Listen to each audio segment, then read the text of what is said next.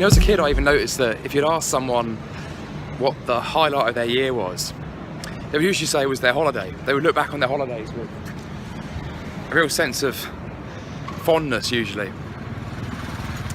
They would work maybe 48 weeks of the year, maybe more, doing something often they didn't really enjoy, somewhere they felt trapped, just so they could have those 2 weeks of living life how they wanted to live life.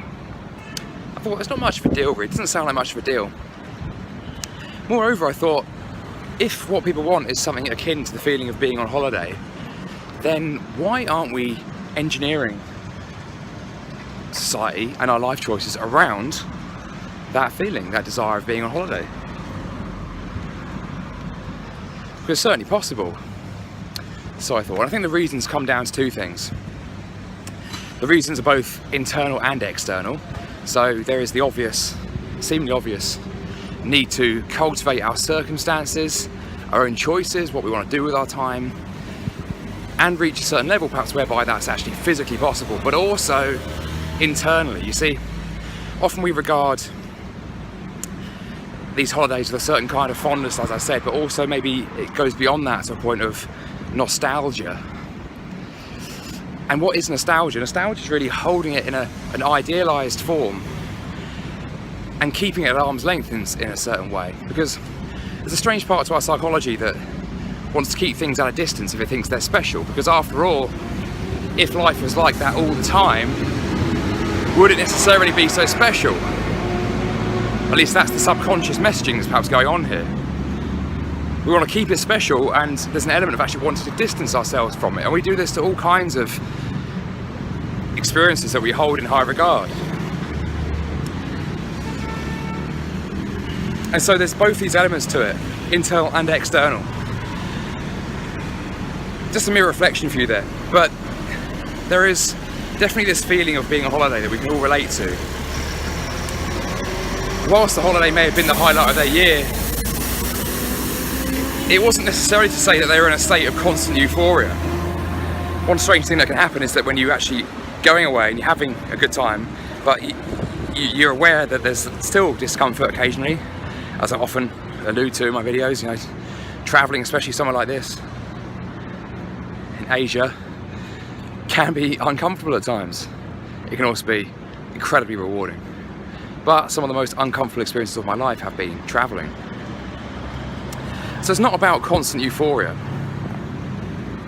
but it is about a certain way of relating to the world, both in terms of what we do, how we act, our circumstances, the freedom we have, the feeling of being able to go wherever we want, when we want, of not having to worry about things, but also in how we relate to the inevitable things that may grate us, annoy us, even more extreme things, negative emotions, maybe fallings out with our families or partners or whatever. But our intention's a bit different. We go about these things in a slightly different way. After all, hey, we're on holiday, let's enjoy it, right? So we know that it's not just about the place, it's also about our intention, our head state going into it. All I want to say today is just to relate yourself with this feeling of holiday mind. This feeling of being on holiday, this feeling of having freedom to go where you want, do what you want, even if that means contributing value. It may not feel like work because you're doing what you want to do. And secondly, of approaching the world with a certain kind of openness, awareness, and also generosity, and intention to feel positive, to feel good, to deal with both the positive and the negatives in a congruent, commensurate way. And that means not getting dragged away by the positives, not getting dragged away by the negatives. It's a feeling we can cultivate at all times through the development of our freedom.